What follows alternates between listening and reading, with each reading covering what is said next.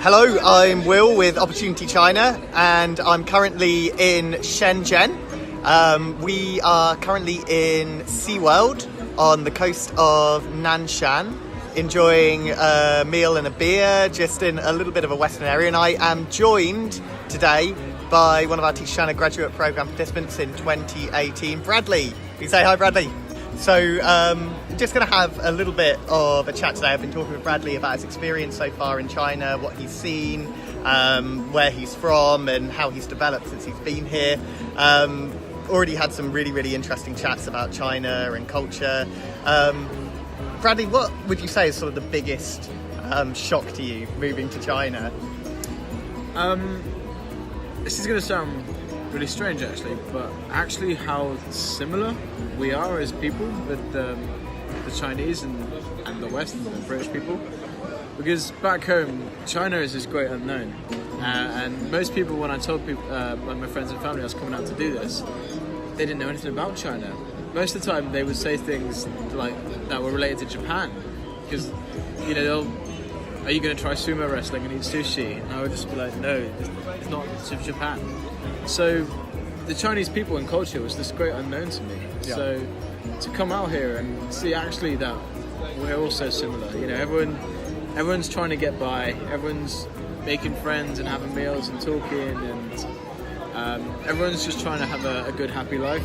And I look around and I see things, and I'm not thinking, God, this place is so different to what I know. I'm thinking, I can't get over how similar we are. Fantastic. It's crazy. And you're working in a private language centre at the moment, so sort of how many kids do you have in your class? How long are your classes? Okay, maximum children in my class is 10, but most days 6, 7. The lowest I've had is 3, which can be actually funner. Yeah, because they get involved more. They've got nowhere to go. They've got to get involved. Most of my classes last about 65 minutes, so 60 minutes of teaching with a 5-minute break halfway between. But it will feel like 20 minutes. I've gone into many a lesson with a thorough, detailed plan. 5 minutes on this, 5 minutes on this, 5 minutes on this. And by the time I've said my name and wrote their names down, 15 minutes has gone by and it's out the window. Absolutely. I guess it's different with the little ones than the big ones with that as well, is it? Absolutely. Every time I try and plan with the little ones, so we'll do this and we'll do that, we'll do that. Yeah, it just goes out the window immediately, and you've just got to improvise and sort of look at your plan and things you wanted to do and sort of sculpt some lesson together out of the remaining things you wanted to do. Fantastic. And you've been here a month. What would you say to anyone thinking about coming to China to teach? What advice would you give them? I would say I was a bit naive.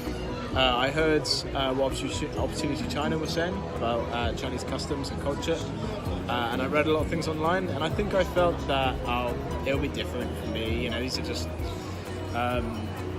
you always hear about the worst things, in the sense like things getting thrown on you. Believe what you hear and get ready for it. You've got to be adaptable. You've got to be maybe more respectful, especially in the workplace, than you would be back home. And things are very fast-paced, a lot more fast-paced than the UK certainly is. And I took it all with a pinch of salt back home, and now I wish that actually I was prepared for it. But even if you're not, it will take a few weeks. But after a certain amount of time, you'll be fine. You learn so quickly out here. Like, I already feel like such a different person than I was 4 weeks ago. So, yeah. Fantastic. Excellent. Thanks a lot, Bradley. We're going to enjoy the rest of our beers now. Cheers. See you.